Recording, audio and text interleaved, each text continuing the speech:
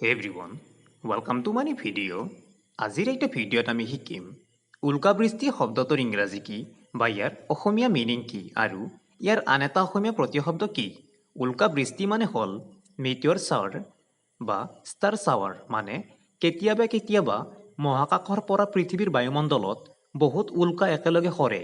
বিশেষকৈ ৰাতি যেতিয়া এই উল্কাবোৰ পৃথিৱীৰ আকাশমণ্ডলত প্ৰৱেশ কৰে তেতিয়া ই পৃথিৱীৰ মাধ্যাকৰ্ষণৰ বাবে জোৰেৰে পৃথিৱীৰ বুকুলৈ নামি আহে।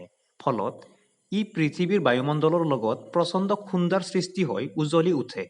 আৰু ইয়াৰ আন এটা অসমীয়া সমাৰ্থক শব্দ হ'ল উল্কাপাত বা উল্কাপ্ৰপাত। আজি এইখিনিয়ে, সদায় শিকি থকা, ভিডিঅ'টো চোৱাৰ বাবে ধন্যবাদ।